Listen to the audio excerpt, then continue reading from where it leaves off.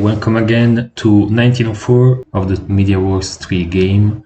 Let's see what happened in my press. So first of all, I think it's worthwhile to read out the various puns that Turkey made after being eliminated. He said, Konstantin Nobund, Instabungit, smiled across the table. And then he says, shall I keep distracting you on with these? Thanks everyone, suppose the silver lining is that I get a bathroom break. Yeah, and they will continue amusing us with their incredibly funny comments throughout the game. So, let's see my press with the other powers. Okay, so as you see, France is saying, okay, very much looking forward to the turnabout here. And I say, doing that, move to Spain, not Western Med, please. And he says that he's not moving into the Mediterranean. I hope he's telling the truth, because at this point I'm pretty sure that I want to stab Austria by moving Piedmont to Tyrolia, Rome to Venice, moving the fleets back, and enrolling Russia in the stab of Austria, because of the reasons that I expressed in the preceding video. But just to remind you, it's because I think that Austria is gonna grow way too fast against Russia. It's because of my not really good relationship with Austria, which has been very defensive of the Trieste-Venice area so far. And also just because, you know, this is a game that ends in 1908, and I'm not gonna make much progress against France in the time that I have, in my estimation. There is another factor, and that factor is Germany. Germany is technically in a Central Triple Alliance with me and Austria, but at this point it's clear that Germany and France are working together against England. So the EF has fallen, an FG has formed in its place. But that means that if I go against France, I won't have Germany's help.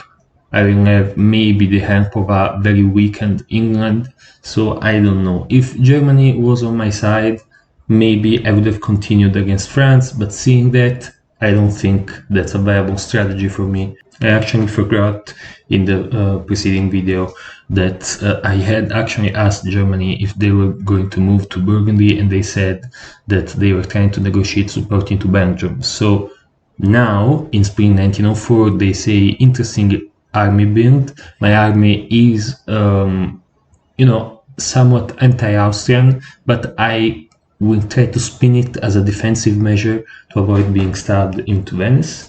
So like I'm just leaving it there to avoid being stabbed by Austria. And I say, so you allied with France now? And he says, for the moment. Then I explain my build, saying, yeah, I needed some defense from an Austrian stab. And that's it. The response from Germany that he's allied with France leads me to decide, together with the other factors, that I'm gonna stab Austria. So at this point I contact Russia and I say, can you support Constantinople to Bulgaria maybe? And he says that it's near to them that Austria is a really good player, and as his direct neighbor, his growth can become a real threat to me. So yes, he'd be happy to help against Austria. So I think that my thought is that they were already writing this message when I asked them that. So they probably were this far into the message, trying to convince me to stop Austria and to turn around. And then when they say the request, they just say, so yes, and they continue the message in this way. So they made two different messages, the pitch of going against Austria and the response to my request of support as one single message. And I just say, thank God, because if Russia was not on my side here, if Russia wanted, you know, refused to give me support, I wouldn't have had a real shot at the stab at Austria, actually. Like, I can go for Trieste, but at that point, it's better to go against France. So, thank God, Russia is on my side, for good reasons, of course. And I say, let's take him down. I will help you in Romania later if I can. He says, K, support to Bulgaria is in. Fine. Let's see what I say to Austria. Now, if you remember, my relation with Austria, it has been pretty strained with the home Venice kerfuffle that happened in the previous year. So that's why I've been in Rome and not in Venice, because I think that had I been in Venice, Austria would have run for the emergency exits, defending themselves at the best of their ability. If I want to take them by surprise, it is necessary for me to build one step back so that I can plausibly justify this build. So they say interesting build. They are suspicious because they're a really good player, but not as suspicious as they would have been if I had built in Venice.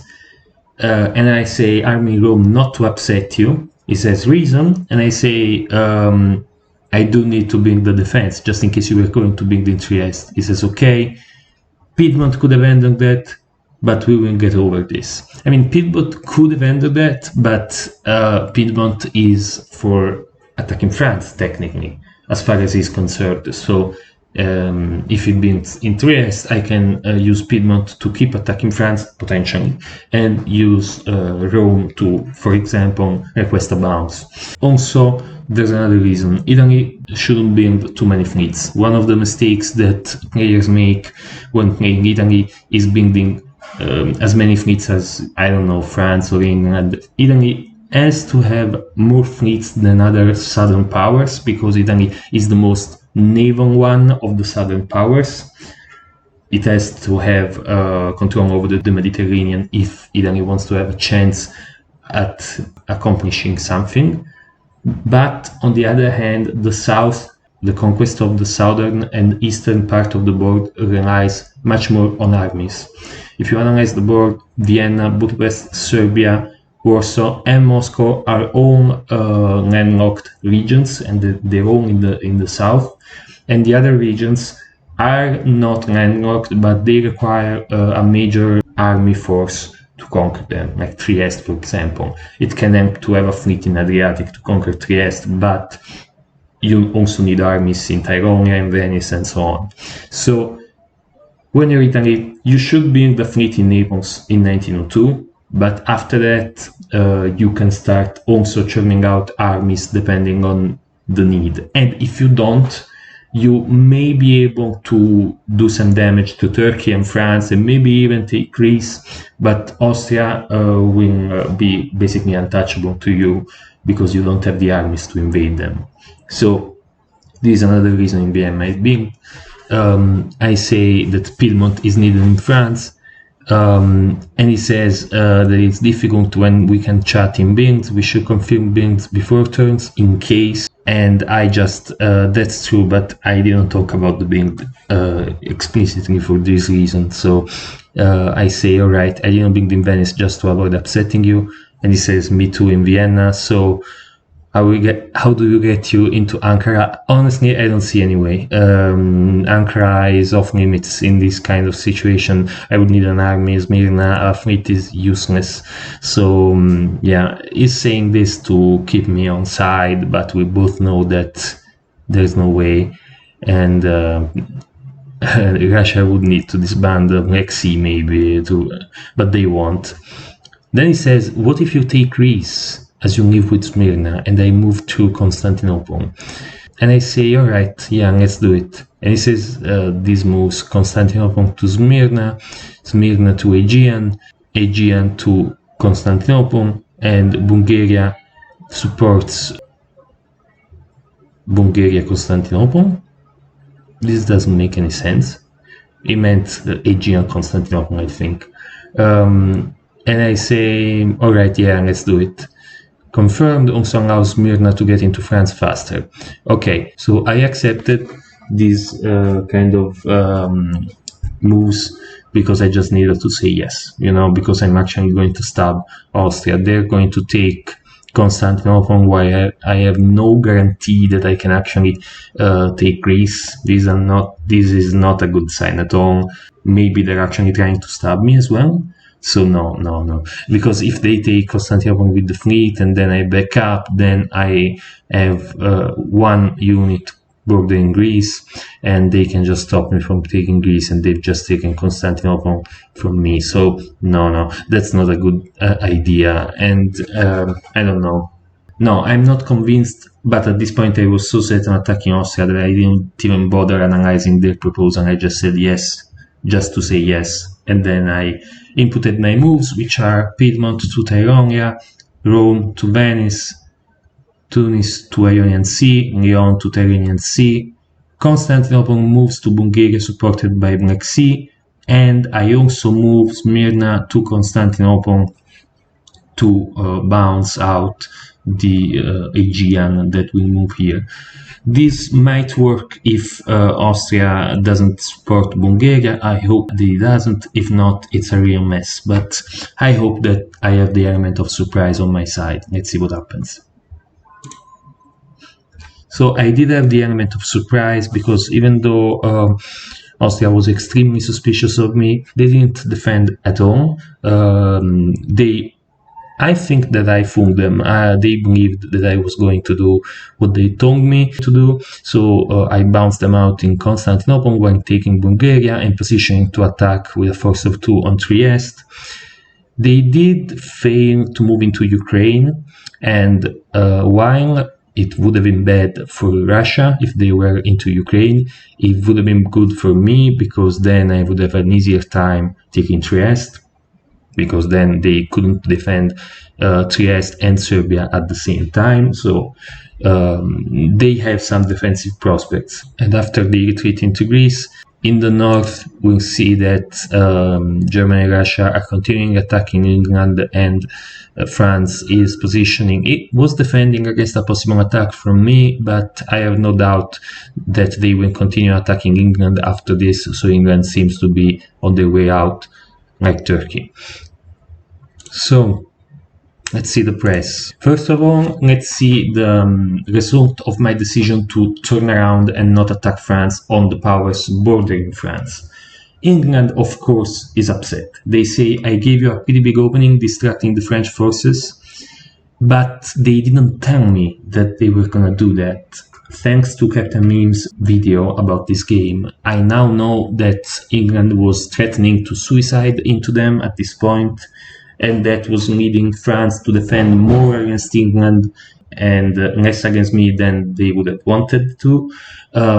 But England didn't warn me of this, so I didn't know that I would have had a better shot at France, that I thought it was possible. So yeah, I just tried to explain to England my reasoning. I said Austria was a little bit more dangerous in my assessment, sorry. And he says, yes, he is, but he's pretty absorbed fighting Russia. Yes, that's true, but I think that Austria would have won that fight pretty fast, and then Austria would have won that game. That's my assessment.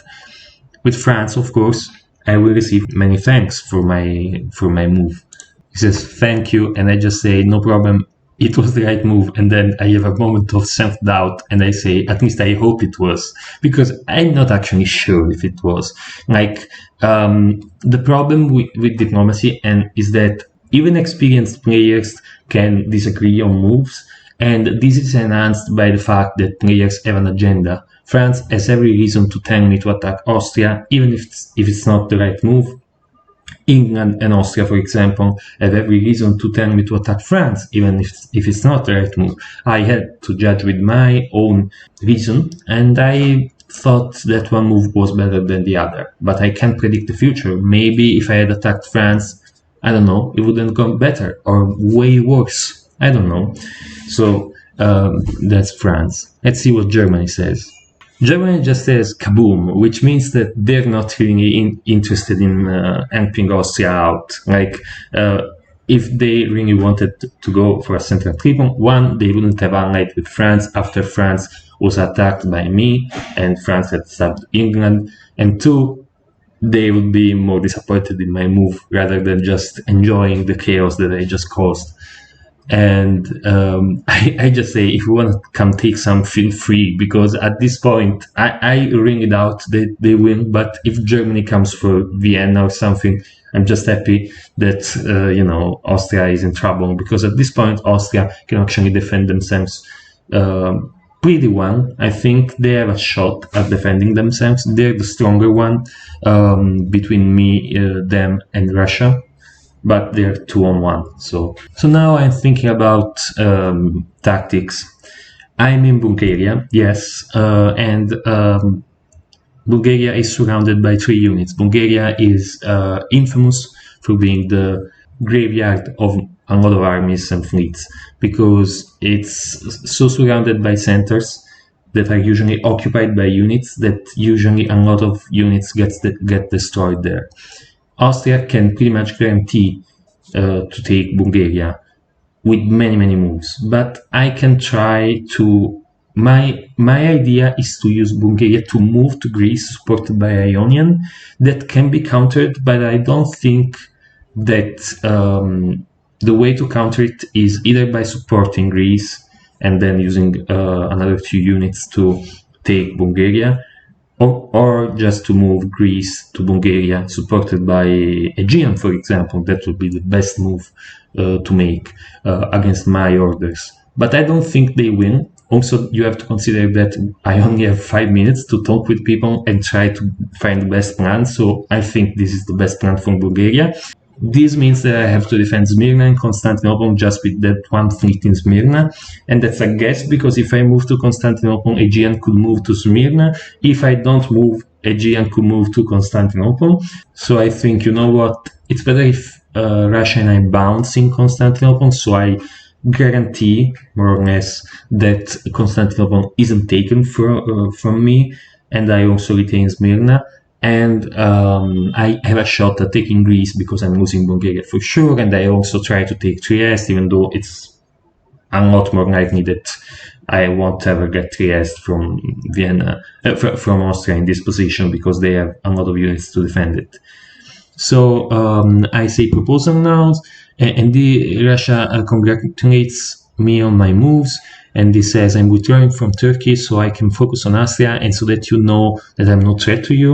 I say great, and then I propose the bounce in Constantinople with our fleets. He asks what I need, and I state that Austria can get in Constantinople if we bounce there. Of course, there is a way in which Russia could exploit this, and it's Russia could ask Austria, hey, use Aegean to support Black Sea to Constantinople, and I just take it because Italy is bouncing me there, and it's most likely not tapping Aegean. There are lots of tactics and guesses and betrayals possible, but I don't think that Russia will betray me here. But he says, if he goes on in on Boom, you won't have a retreat then. Yes, I won't, but I'm planning to use Boom to try to take Greece. I'm hedging my bets on achieving that, so that my stab was any good, because if I don't even get one bind, I did a pretty stupid stab. And I just say, don't worry about that. And he says, how about I tap Romania to cut that from his attack either against me or you? That's a sensible move, but I would rather the bounce, so I just say I prefer the bounce because using Boom to move to Greece. So now I'm explaining what I'm doing, because I need to explain to Russia why I think bouncing in Constantinople is a good move. And then I say, but if you prefer tapping Romania, it's fine. Better than nothing. Then I will try to guess which one between Constantinople and Smyrna I'm most likely to lose. And Russia says I can do Black Sea to Con if you like that better. And I say, all right, let's do that for now. So we agree on that. Let's see my conversation with Austria, that it's gonna be pretty difficult after this tab. Austria says, shimming back and forth. It's not completely untrue what they're saying, but there's always this fact that this is not a normal game. This is a game that ends in 1908. So I can't allow Austria to grow too much. Even if attacking them was the wrong move, at least I'm trying to stop them from growing anymore, and the North will sort themselves out, because Italy is mostly a southern power. Italy can attack France, but I think that Italy is more southern. It's more eastern than western as a power, I think. But okay. Anyway, I say that it was a stalemate with France either way, at least in a time-limited game. It's not technically a stalemate, but I mean that it would have been very difficult to go against France. He says no, it wasn't. Germany was there. Boring. The main complaint from Austria is that Italy stabbing Austria is boring. I know, maybe, but I have to do what I have to do. So I say that Germany is angry with France, and he says for the moment. Yes, but this is the moment I was attacking France. I can't wait Germany to change his mind and rank me out. If Germany was gonna rank me, I would have maybe continued against France, but Germany wasn't gonna rank me, so no, France is too defensive, in my opinion.